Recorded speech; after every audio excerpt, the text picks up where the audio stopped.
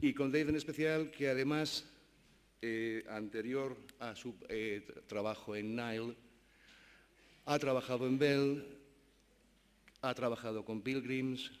Esto es, Dave Allan en los últimos 40 años es una de esas personas que te las encuentras en todos y cada uno de los negocios de formación del profesorado de lenguas extranjeras en el Reino Unido. Es un pozo de ciencia y además tiene una virtud oculta, es su conocimiento de dialectología y se enorgullece de que es capaz de decir con unas 5 millas de margen de error de dónde procede alguien que viva en su ciudad de origen en Sutherland. Es un Geordie puro, pero que además tiene mucho de Dr. Higgins.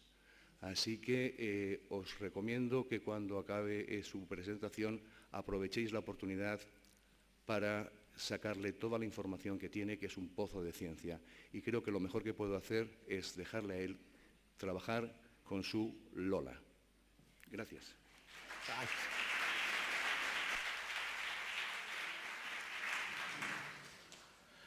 I don't know if my mic... Yes, I do. It's on. Hi, everybody, and thank you for coming, especially on a Saturday. It's amazing. I've been doing this for so long, and yet I still get butterflies when I'm standing up here and I'm the only one, and there's a whole array of people out there. One of the things about getting older, not many good things, but there are one or two good things, is that you get a sense of perspective, you see things happening, you see change that takes time taking place. And I was thinking, coming here has made me remember a number of things in terms of that sense of development and progress. It's also a bit like New Year's and birthdays reminded me of figures. And I was counting back, and I realized that I'm very definitely what I might call a Hispanophile, if the word exists. This is my 50th visit to Spain. 38 professionally to do conferences and courses and bits of training with EOIs, and 12 with my family. I was counting with my wife the day before yesterday thinking, okay, Ibiza, Mallorca 4 times, twice to Dea and twice to farmhouses in the mountains overlooking Poyensa, to Murcia last year, which I love, all around Andalusia, Cordoba, Sevilla, Arcos de la Frontera, Ronda. I've got wonderful, wonderful memories. So I've got this great mix of feeling at a personal and family level, but also at a professional level for Spain. And I'd like to say a big thank you to the organizers here for me being here and standing here, because it's a really, really nice opportunity. It's a great idea, bringing together the two regions. It's the first time I've been aware of an interregional event between two neighbors, autonomous neighbors. The reason I'm particularly happy is because of all the times I've been to Spain, and many, many times to Madrid, because I've worked, I and my institution, Nile, have worked with the Comunidad for 20 years now. It's our longest continuing project. And I must compliment them, because it is so great to see the benefits of continuity. Very often political change means change of tack, and what was good before is thrown in the dustbin. So it's great to see, when there is continuity in a project, how much progress is made. And one of the things I do a lot of is analyzing language proficiency, learners' language proficiency and teachers' language proficiency. I'm involved in a project at the moment in Sri Lanka, measuring the language proficiency of every language teacher there, and a big project in Brazil as well. But a compliment to all of you, because you've all played a part in it. 20 years ago, we were working with teachers and learners from Italy and teachers and learners from Spain. And very crudely put, very simply put, they were of the same level. That is not the case anymore. Sadly, Italy has hardly progressed. They've had reformer after reformer, and the levels are very much still the same. And I can promise you, it's a bit like watching your kids grow up. If it happens slowly, you perhaps don't notice it. I don't notice it with my grandkids now. But the level of the learners that I have had exposure to and experience of and of the teachers who come to Nile every year has got better and better and better. So something is going right. So I offer you my congratulations on that.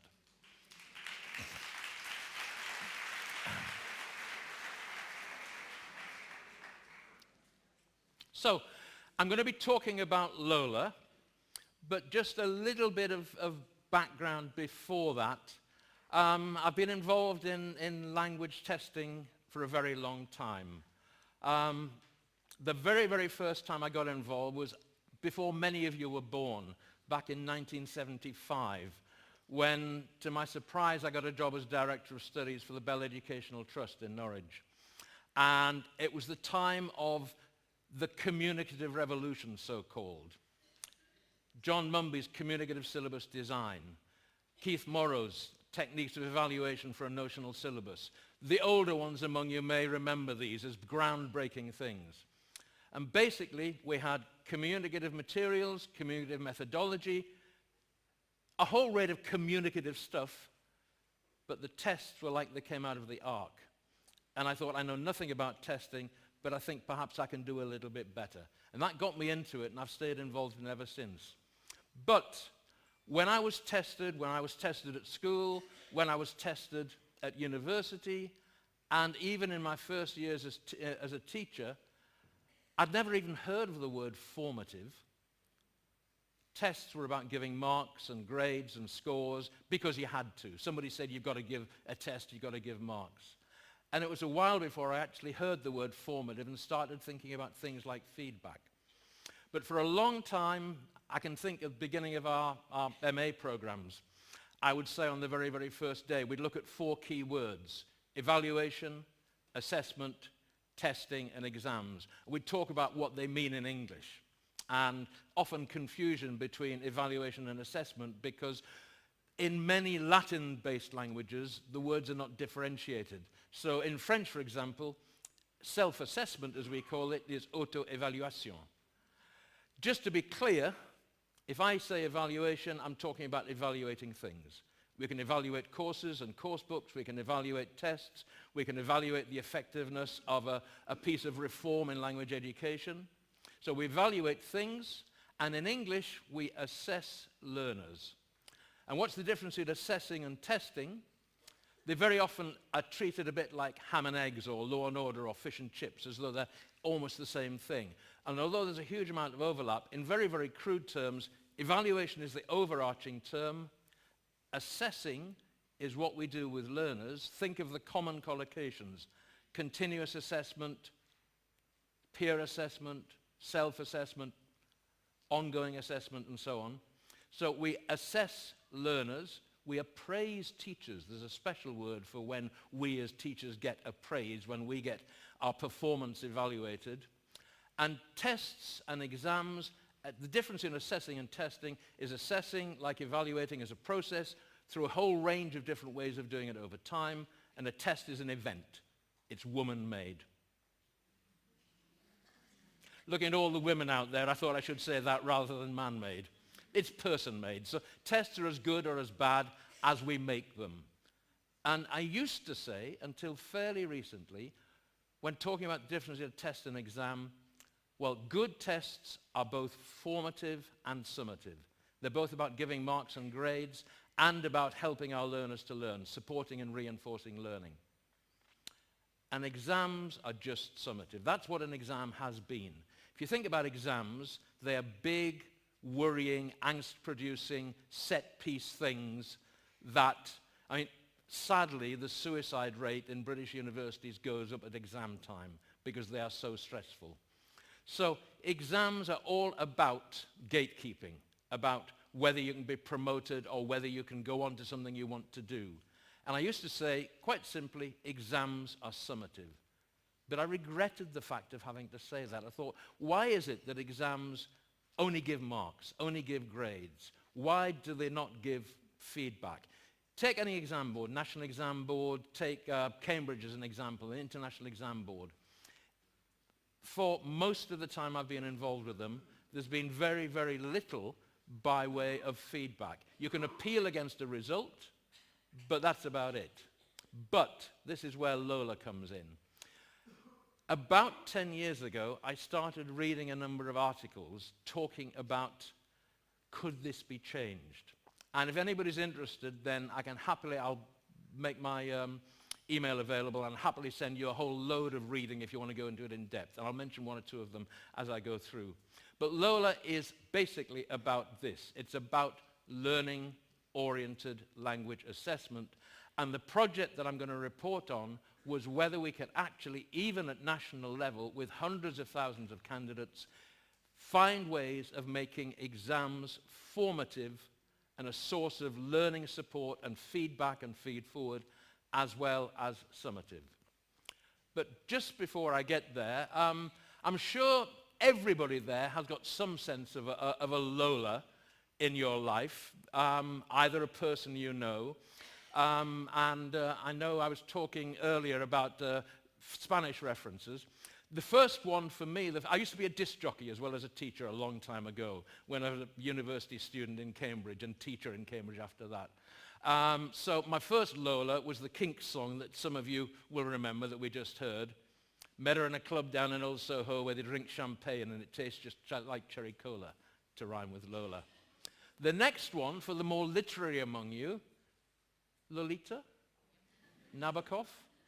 Lolita, light of my life, fire of my loins, my sin, my soul, the tip of the tongue taking a trip of 3 steps down the palate to tap at 3 on the teeth. Lolita. She was low, plain low in the morning, standing 4'10" in one sock. She was Lola in slacks. She was Dolly at school. She was Dolores on the dotted line. But in my arms, she was always Lolita. So that was the second Lola that I knew. I've been married for 50 years, but I've been living with this Lola for the last 10.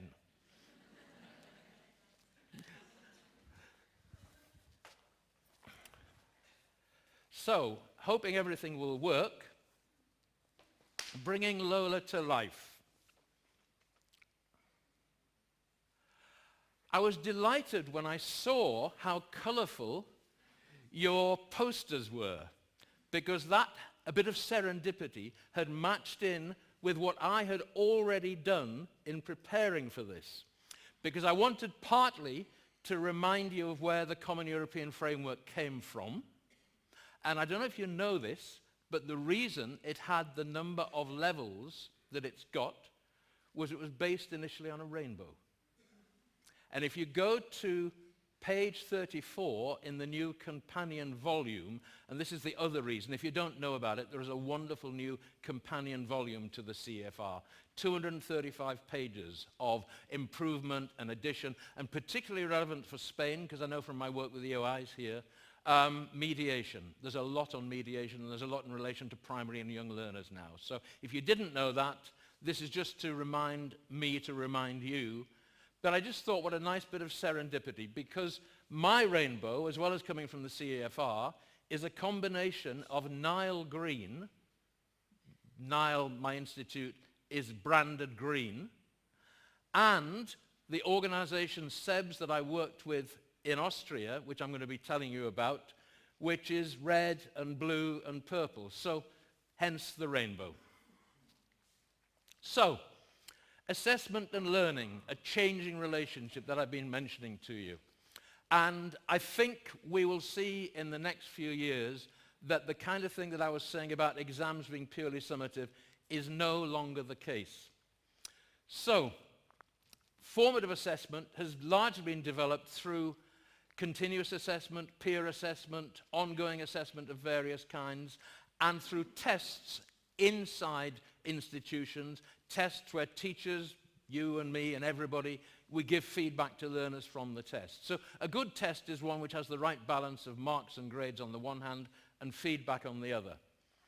But for me, the simple distinction that has been made between formative and summative, I think in the future will be unnecessary because of what it's been possible for me to do working with this group of colleagues that I've mentioned in Austria over the last, it was a 7-year project that I'm going to be reporting to you on. Okay, just to prove how boring black and white is in contrast, but I'm going to be using, against my own normal better judgment, far more slides than I normally use, knowing that you're all going to get a copy of this, just to mention that to you. So you don't need to photograph it unless you particularly want to. And this will be easier for you to read and take in. But this comes from an article by a guy called Professor Neil Jones, who was looking at the question of Lola, and basically he described Lola as a theory in search of practice.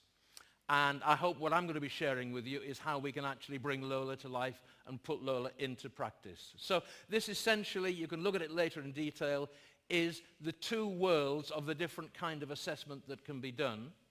What I've noticed is that he has pluralized the word. I always use assessment in the singular. For me, it used to be uncountable. But like many things, like the word information in ELF, English as a lingua franca, it gets an S on the end now. So this is some of the stuff for you to look at and think about and reflect.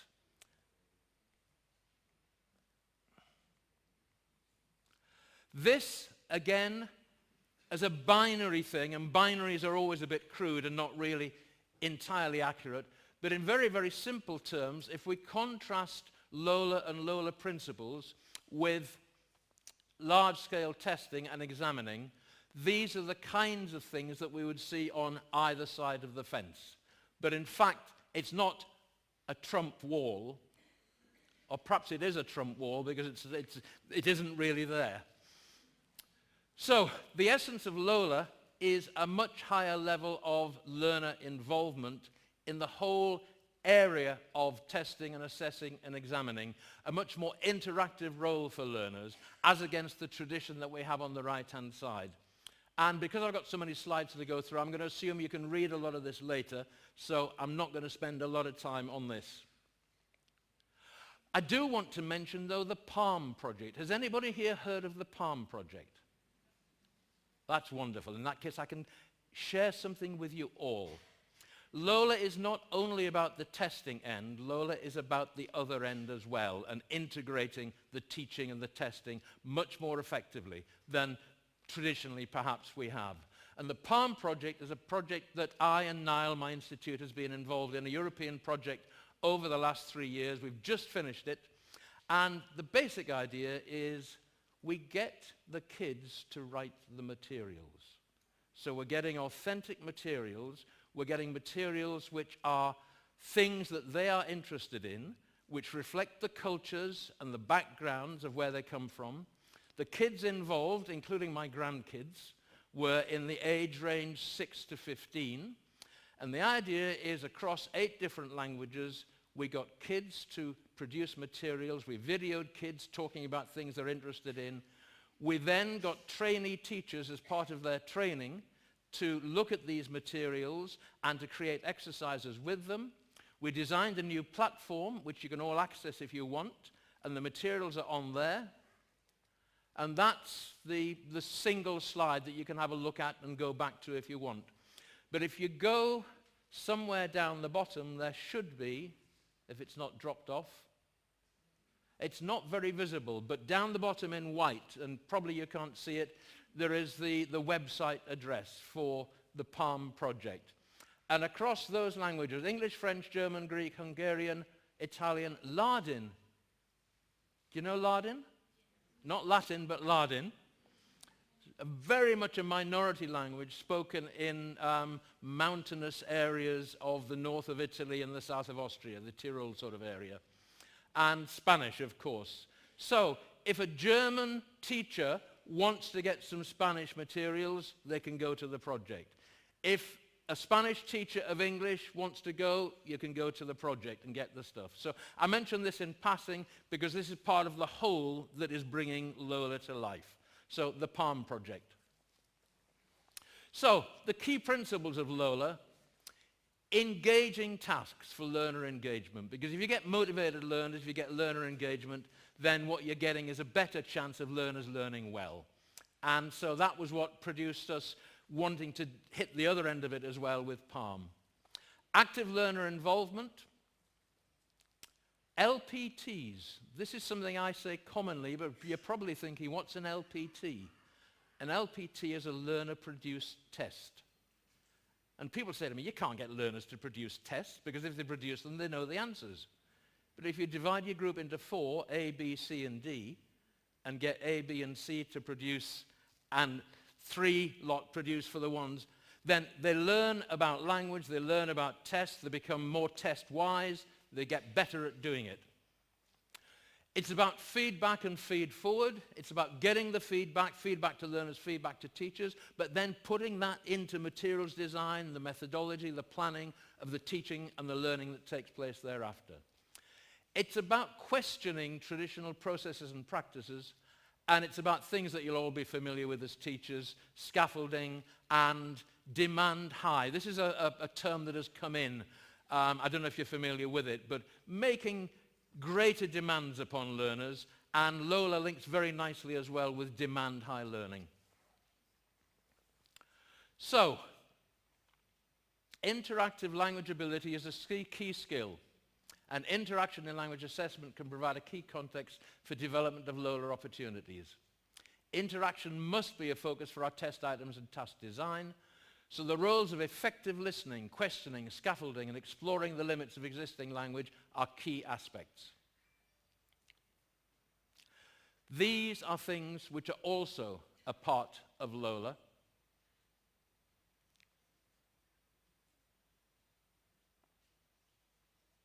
They may seem very advanced, and the labels perhaps are not so familiar. But if you actually do this, even with primary learners, it's amazing how receptive they can be, how much they can learn beyond the traditional range of the language learning class.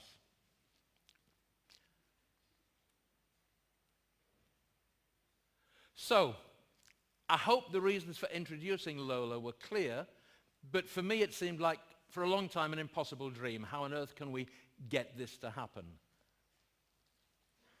And then I met this group in Austria, what we used to call a quango in English, a quasi-autonomous, non-governmental organization, funded by the state, so getting decent funding, but independent in terms of what they were doing. And I met this group called SEBS, Center for English Development, basically, translating what the German is. And they shared the same philosophy. And so we thought, right, let's give it a try. And it ended up with basically a 7-year project. It's taken 7 years of my life in total to get to the stage that we have now, working with them, on top of the rest of the jobs that I do. So,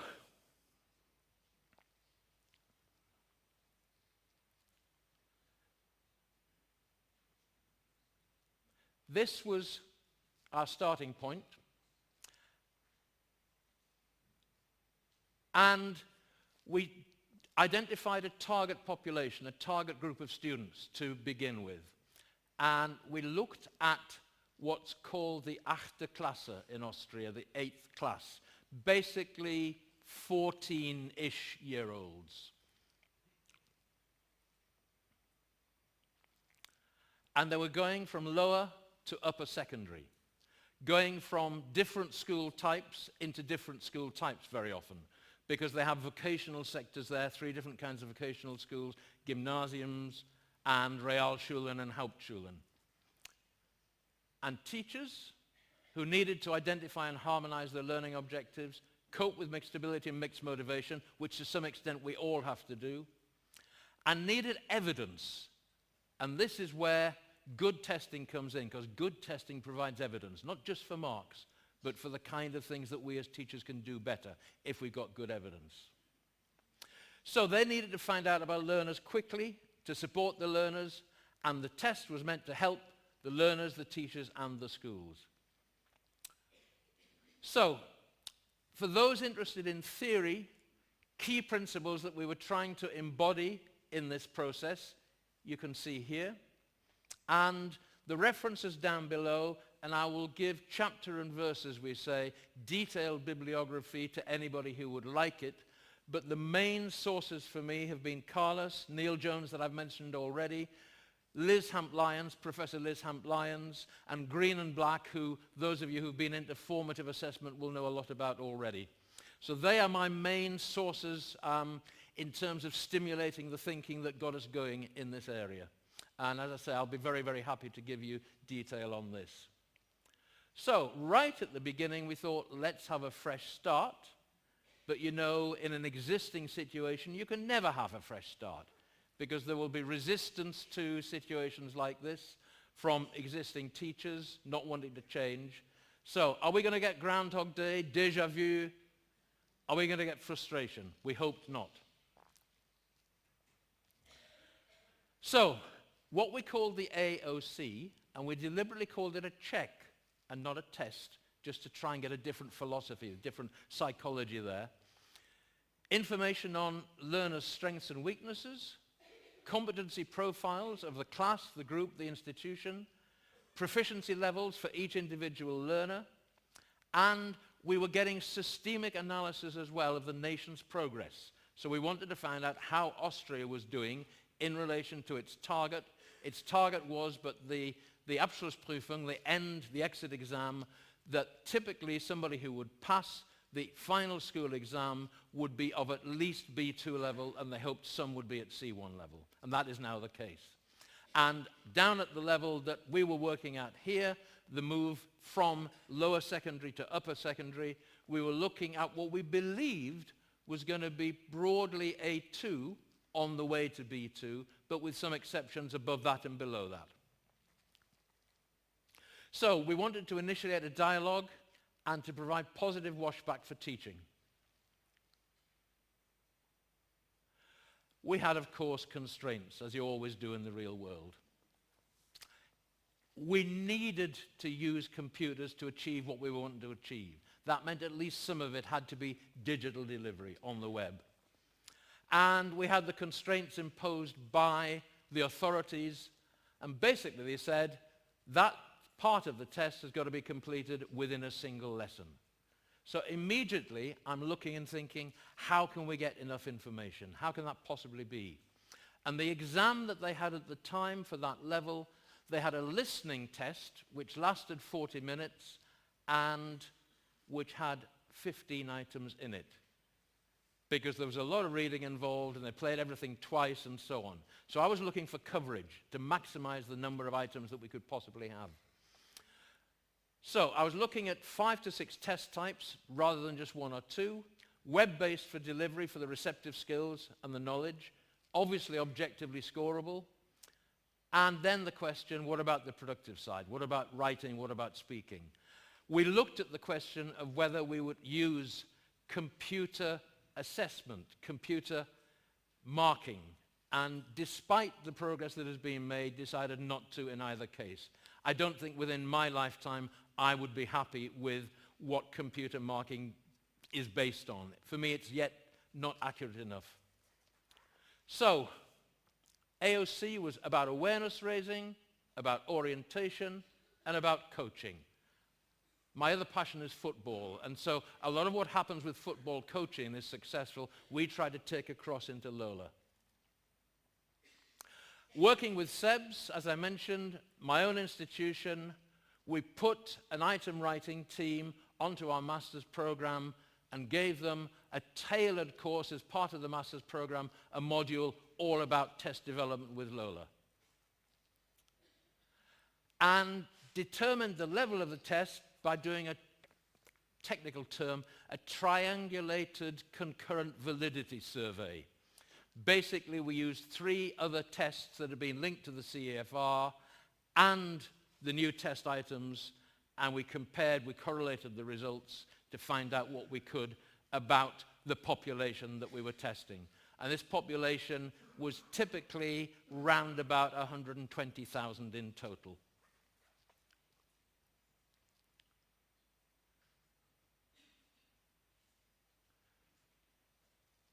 We trialed on 5,000 to begin with. We piloted with 20,000. We threw out items that weren't working. We analyzed. And a year in, we were in a position to deliver our first live test. And this went live to 106,000 Austrian students. So this was a major, major thing in terms of numbers. And we started piloting the writing. And here I'm going to go very fast. You can read quicker than I can speak if you're fast readers, and I need to speed up a bit. Reference points for you if you want to go into it later, the guidelines that we got, what's called the building standards, the E8, that year's educational standards as defined and linked to the Common European Framework.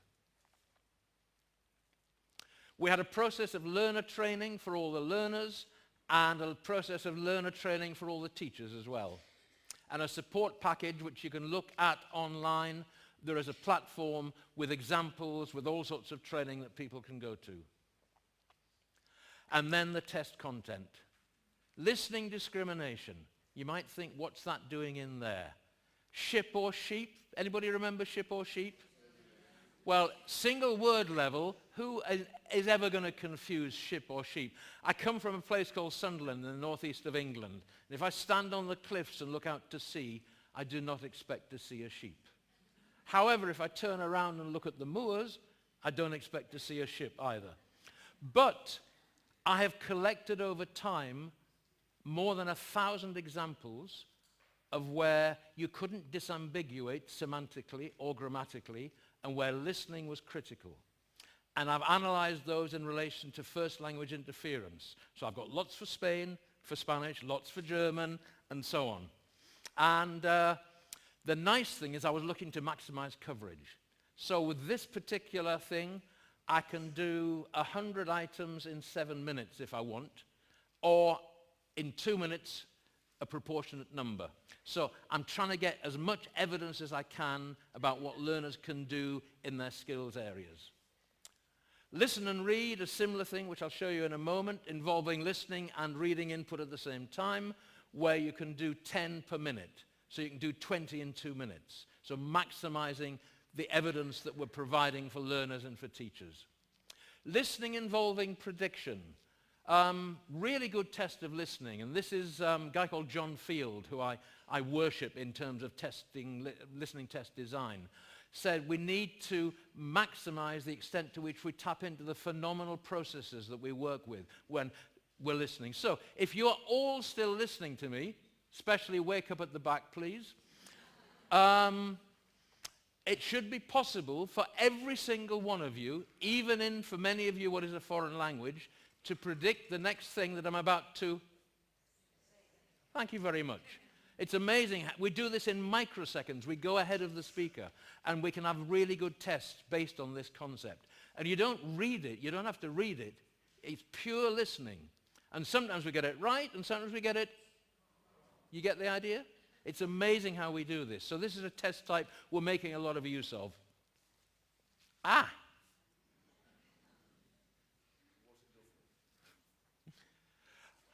Grammar and vocabulary matter, but in context. Contextualization for me is really important, not separate discrete sentences. Reading, obviously, and at this level, not great long literary passages, but the kind of reading that is really communicative and functional. And some longer texts, but not very long, and interesting, motivating ones. So, just a couple of examples there. I've got my homework, I forgot my homework. Both meaningful, both grammatical. You can only tell which is the one if you can listen and get it right. One for the Germans. Germans, it's not the TH that the teachers in Germany or Austria get paranoid about. The big problem is voice versus voiceless. And I was with my grandkids going to a show in London in Covent Garden one day, having some food before the show, waiter wandering around, German family on the next table, waiter going around between the tables said, "Mind your backs, please."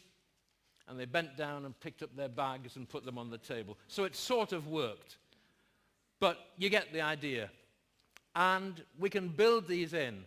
The other one, of course, is intonation and stress discrimination that we can build into testing. The difference between, "He might have told her," and "he might have told her." He might have told her. Possibility. Perhaps he did, perhaps he didn't. He might have told her. That change of intonation means the might becomes should. And there's a lot of this, and we teach this and we test it.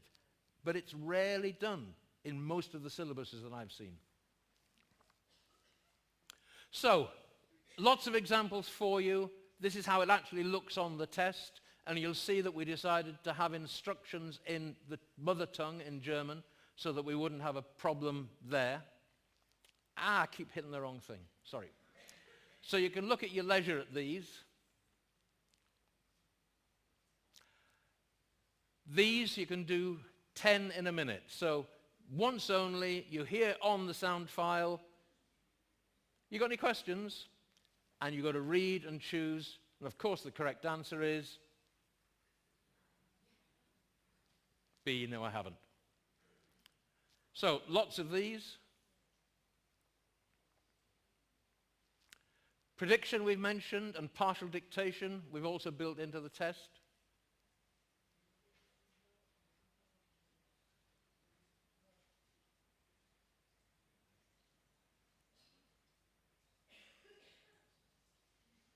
So of course the Kinks had another record called Dead End Street, so I couldn't resist putting this in.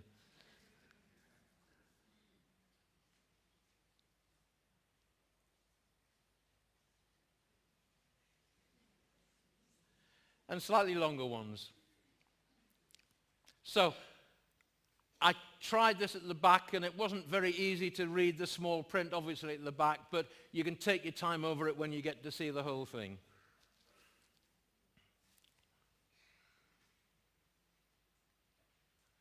So the essence of the difference is that this particular test, given the first time to 106,000 students and to many hundreds of thousands since our first time, provides systemic feedback for the nation on the level that all the students are at, provides comparison of scores from school type to school type, from male to female. There's all sorts of stuff that governments are interested in, authorities are interested in, but much more importantly, for the first time, a major test is providing detailed feedback to every single individual learner.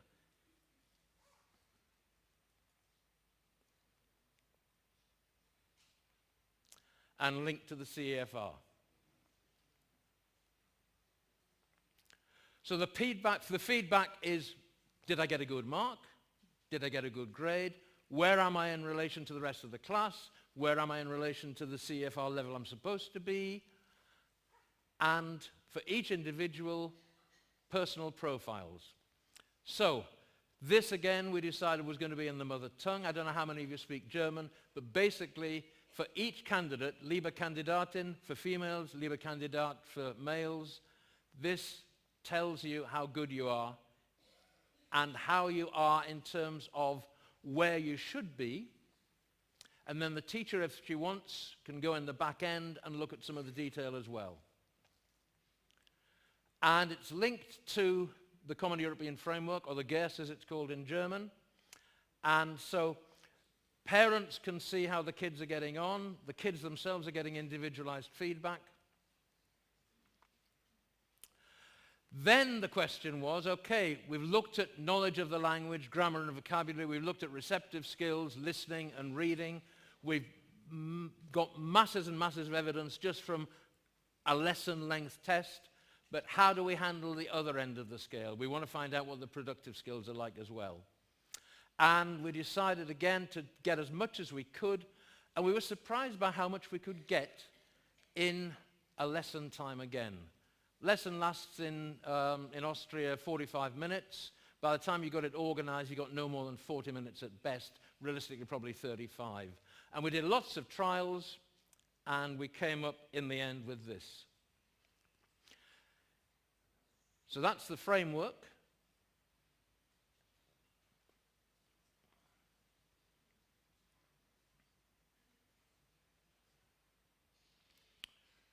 And if you go to the site, then you can actually find lots and lots of detail about, there are practice tests and sample tests and so on, so you can look at the detail there.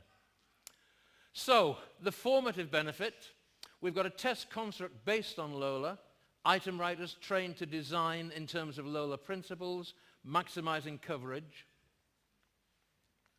Focus on receptive skills in the online part, but including the knowledge and skills required for effective interactive spoken English. Identifying the strengths and weaknesses And so if you're a teacher getting the information back, you can see what the common core problems are in general for the class in terms of future planning, and you can give advice for individualized remedial work if necessary for individuals within the class.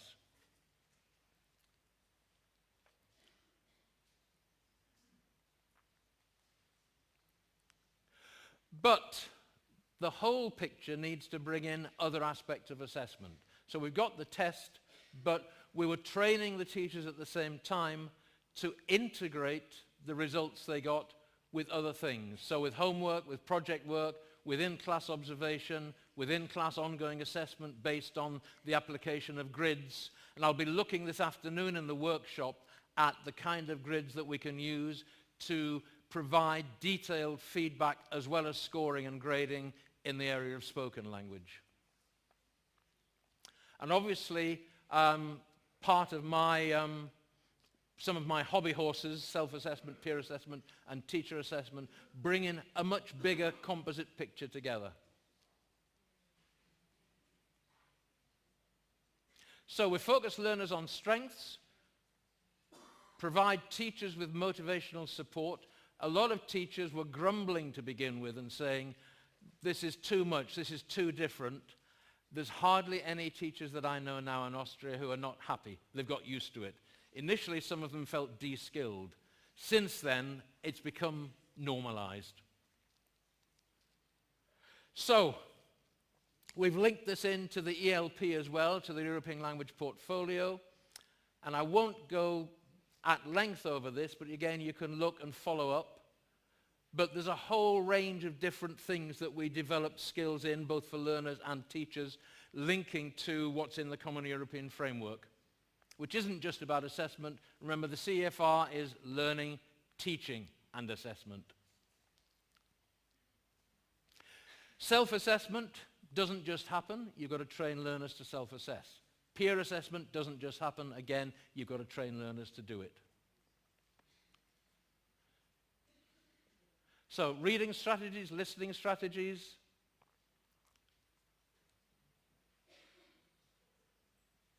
Learning skills.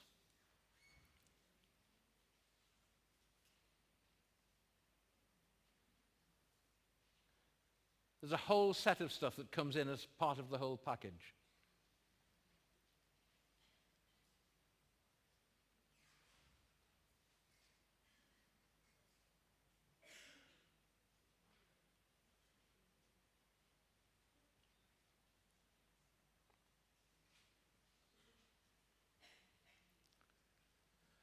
So that was the first 3 years, really, of a 7-year project.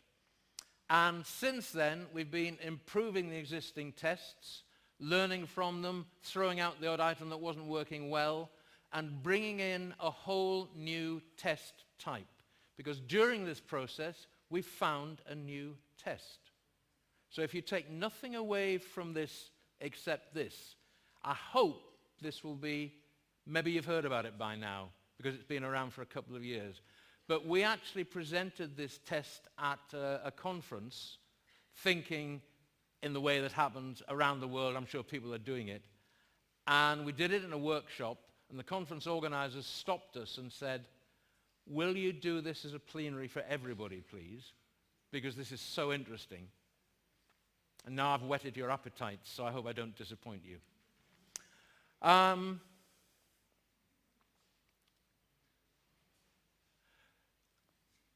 You've got to wait a little bit for the new test.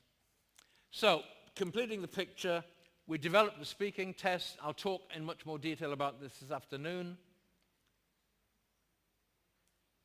And we developed detailed descriptors linked to the CEFR, but going much further. So they are consistent and coherent with the CEFR, but I was the advisor to an exam in Ireland, TIE, Thai exam, not test of Irish English, but test of interactive English. And we tried then simply to use can-do statements from the CEFR. It doesn't work. They're not detailed enough, you don't get enough discrimination, and you do need to identify things that people can't do to be really clear, as well as what they can do. So, This is one of the byproducts, and it's probably impossible to read because it's got a lot of detail, but that's there on the PowerPoint for you. And I'll be looking at, I've got photocopies of it for this afternoon for the workshop as well. So we developed criterion reference assessment across a range of categories. Many of these things will have become familiar now. So we combined a definition of national standards with a LOLA approach.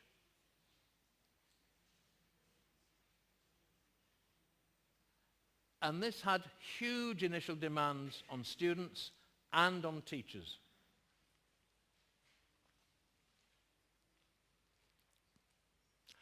Okay, I mentioned new test types. I've kind of foreshadowed forward listening and predictive processing in what I just did with you when I said if you're still awake, you should be able to predict the next time I'm about to. And you're still awake, thank you.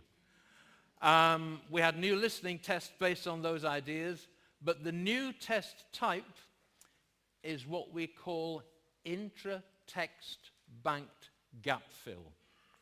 Affectionately, we call it Claire's close, because a member of the team called Claire, experimenting, trying things out, said, I wonder what would happen if, and came back and said, this is interesting.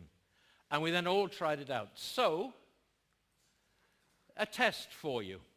Now, the way this test works is just like any gap fill. It's not a proper close, because a close is an authentic text subjected to arbitrary nth word deletion every 6th or 7th. This is a gap fill, but instead of multiple choice in the gap, or instead of a bank at the bottom where everything's dropped into with distractors, instead of banked close, the way you do this, you fill in each gap with one word. You must use a word which is somewhere in the rest of the text. I had never realized until I started doing this with all sorts of different kinds of text, how often you get repetition, even of content words. If a text is about something, you tend to get natural repetition. Some people are paranoid about repetition. You mustn't repeat. We've got to find a different word. But repetition in authentic text is normal. So this test type is ever so simple. All you've got to do is find a word somewhere in the text that fits the gap. And it's great for drag and drop on computers, for example. So if we all do it together, nice and loud, you can easily enjoy tomatoes that you've grown yourself in a flower pot or in your garden. To grow them indoors, fill a, thank you, with earth. Make a hole deep and wide enough for your plant. Place the roots in the middle of the hole, then fill in the sides with more. And gently press it down with your fingers. Make sure you don't too hard. Put your flower pots in a warm, slightly more difficult, you've got to look a bit there, but I heard some sunnies. Warm sunny spot. If you're planting in your, you should also choose a sunny space. Give your plant a bit of water immediately after planting. So that is it. It's as simple as that. When we presented this at a testing conference, an international conference, nobody had ever done it before. Perhaps somebody here has. Anybody? Okay, you go away from here with a new test type. But what is fascinating, it has got the best statistics of any test type I know in the area of testing reading skills. We've tried it again and again and again at different levels. I'll show you, I don't want to baffle you with science, but that you can look at in detail if you're interested. But the two things in classical item analysis for tests are facility values, how easy or difficult something is, and discrimination indices, how well the item discriminates. And if you look at the scores here, and this is the one for the test you just did, which was a sort of A1, A2 level test, then the statistics here, the kind of things a test designer dreams about. Not too easy, not too hard, and really good discrimination. And we've got statistics from using this particular test type again and again and again over the last 3 years. at different levels. We've used it at every level from A1 to C2. So if you haven't done it before, give it a try. It's a really nice test type. So the predictive listening, here you can read it, but you wouldn't be reading it. It would be on the sound file. So I've told you that time after, and that's testing particular aspect of Lexis, obviously, but you've got to know what you've heard correctly. Your listening has got to be good enough to know what comes next. Please do it as soon as you possibly. Sometimes we get it right. Well, you know this one already. If you're still attending and listening carefully, you should be able to predict what I'm about to. And there's usually somebody in the group who says utter or articulate or, there's always one. So, we've now got the new companion to the CEFR that I've mentioned. What does that mean for Lola? Because we began with the Lola test before the companion came out. So looking at the new companion, CV for short, and for the AOC, what does it mean? What we've got from that, I think, a reinforcement in terms of a resource for an action-oriented approach, extension of a communicative, competence-oriented framework. A lot of the countries I work in now, particularly German first language ones, they're constantly going about competence-orientiert. It's the new buzzword. New scales and very good descriptors, revised scales, improved scales and descriptors, supplementary descriptors, in particular in relation to mediation, which obviously is now very, very relevant for many of you, and more resources for Lola for young learners. There's a lot more young learner stuff in there. So we've got better source descriptors. We've got some of the descriptors that actually, we did the AOC test first, and now the descriptors work very, very nicely fitting in with that. And we've realized that some of our descriptors need to be changed. So learning from what Niall was part of the project for the companion. So we've learned a lot from that. And we're in a process of revision of the AOC digital delivery test at the moment, just polishing and improving it a bit. So, folks, thank you for attending the talk and reflecting on how Lola might work in your context. Not overnight. It took time. But the results have been really, really worthwhile. I hope I've given time for questions, if there are any. I have given time. Thank you for that. But I'd like to think that Lola, which was the end, this was a dream I thought would not be possible, that has actually been achieved within my lifetime. And I'd like to see it being spread around much further, though it will take a long time. But I'd like it to become the norm for many, not the few. It's a long road, as Mao said, and you all know the end of that quotation, but even a long road begins with a single step, a little step. But as Neil Armstrong said half a century ago, and it's 50 years ago I did my first teaching, my first class. So I'm counting 50s at the moment. If I can borrow from him, the AOC has been a giant leap in bringing Lola to life and turning a dream into reality. So I need to say a public thank you to SEBS, my colleagues who worked with me on this to make it happen at a national level, and my colleagues in Nile. And my thanks to you for having me here, so I've had a platform to spread the word a little bit. So thanks again for being here. I have a reputation for being lousy for timing. And though I was doubted when there were 61 slides, there was doubt expressed as to whether I would finish in time. If I have... Okay, so thanks very much, everybody.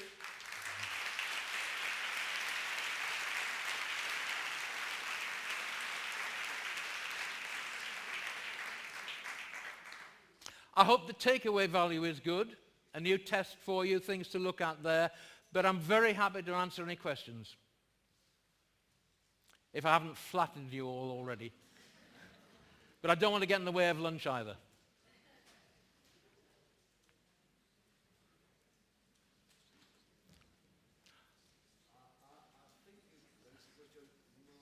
Some of you would like to know How about assessing mediation? Any suggestions? Okay, I've been working on assessing mediation. I've worked a lot in the last 2 years with what I now call EOIs, Escuelas Oficiales de Idiomas, helping to train them in developing criterion reference assessment using scales like the one you've seen there.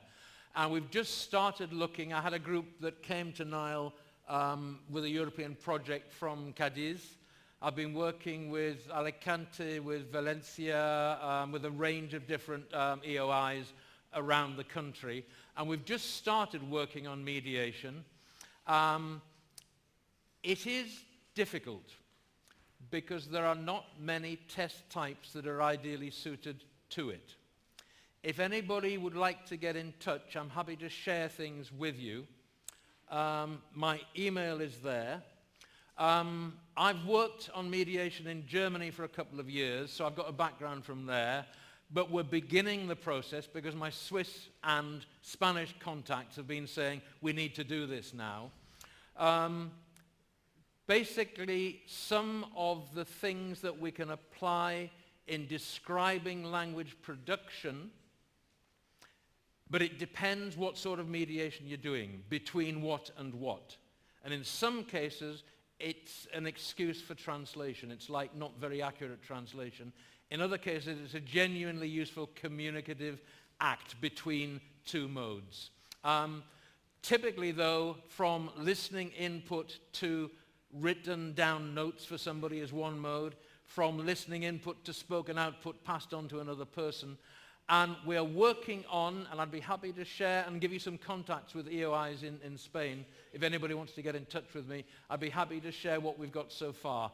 Developing specific criterion reference assessment grids, for example. But it isn't easy. And I'm not entirely sure, I hope it's not sacrilege to say it, but I'm not entirely sure that making it a legislated part of what is expected is a good idea. But we will see. Okay, I've had a lot of your time. Thanks very much indeed. Enjoy your lunch. Thank you. Thank you, Mr. Allan.